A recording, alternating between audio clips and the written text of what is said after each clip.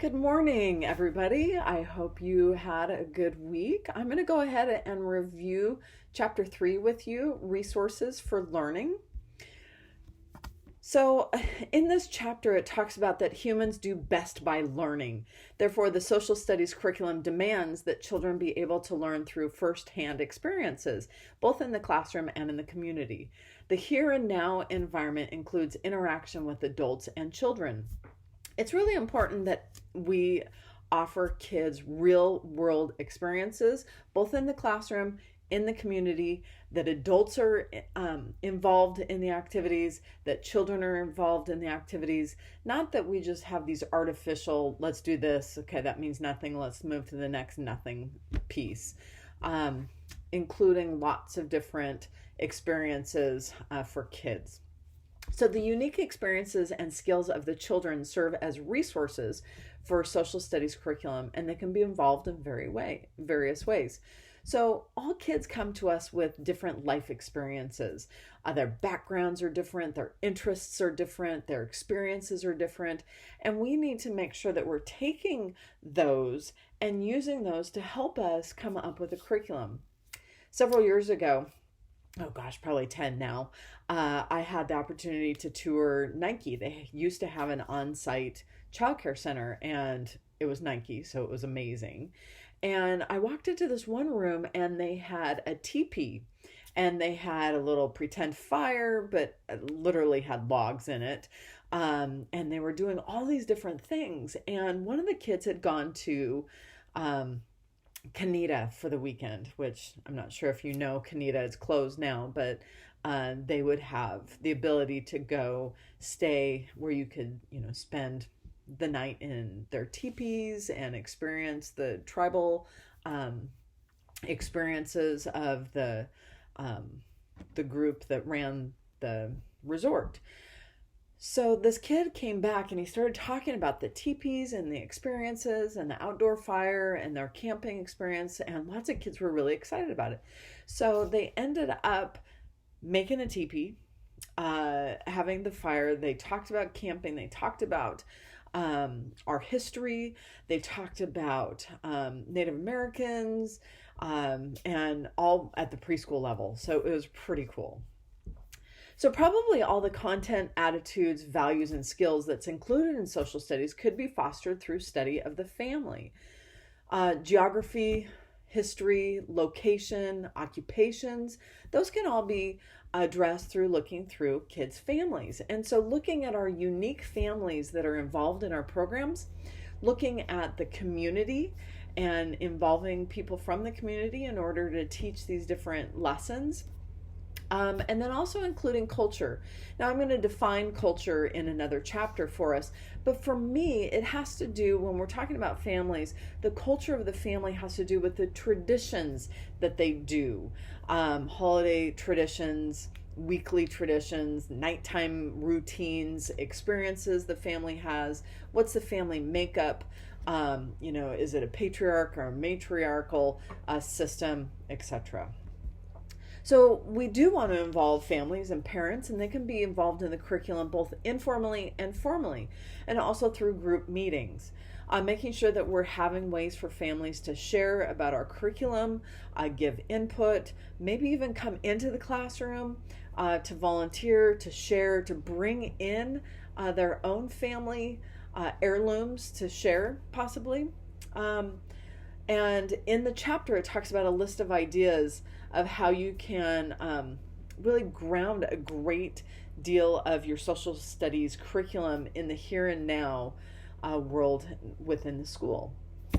So teachers have always valued taking children on excursions into the community, and obviously with COVID, we can't be doing that right now. But field work, sorry, my cat is coming over to visit me, guest speakers, and community service. And ways to plan various types of field work are suggested in the chapter, and obviously planning is totally expected. Making sure that we are doing those field trips, and we can do those virtually, and there's actually a lot of really cool websites out there that have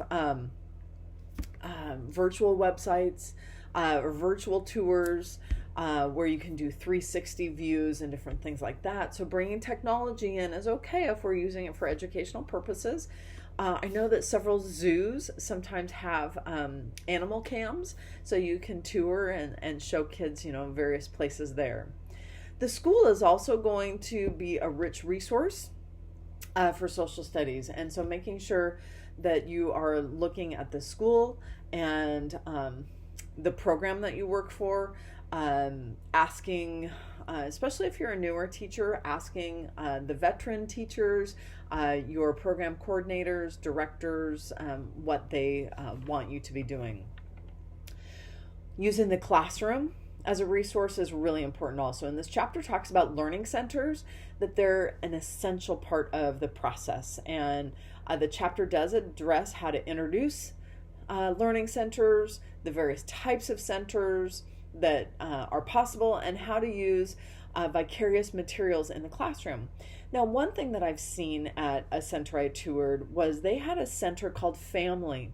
And every family was assigned a week, and each family was able to then share their own things.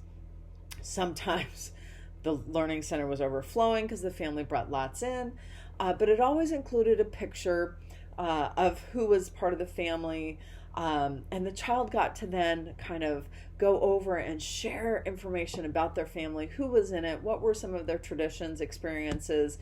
Sometimes they actually had things that they would bring in for the kids to touch. Other times it was just pictures. And so they got to experience each other in those ways. And like I said, technology is part of the children's here and now. I went on NAEYC's website and really tried to get a lot of information about limits. And it used to be that children under the age of 5 were supposed to be limited 2 hours of screen time per week, and under 2 was 0. And I couldn't find any updated information about that. I do think that we're understanding technology as part of every person's day, whether it be a phone, especially our learning platforms right now. And it's important that teachers use it wisely.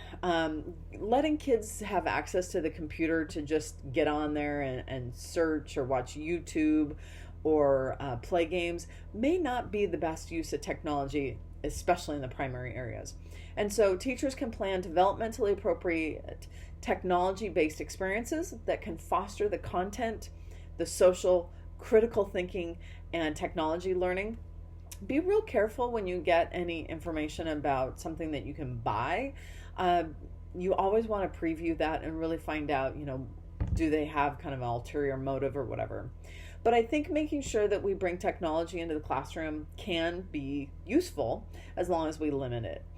Some examples that I've seen before is taking pictures, posting pictures around the room, so using the camera of a tablet or a phone. But then also another idea that I saw was taking pictures and then creating a slideshow and having a projector so that the slideshow is playing, so that kids, just as they're going about their day, they can look up and say, hey, that's me, I did that yesterday. And they can talk about that, and maybe asking families to send in pictures. They get to see each other's lives if you have family photos, but then you can also include slideshows about geography and cultural aspects. So this chapter really talks about a lot of different ways that we can enhance our programs using all those different resources. So hopefully this is a helpful overview for chapter 3 as you begin to read it. Take care.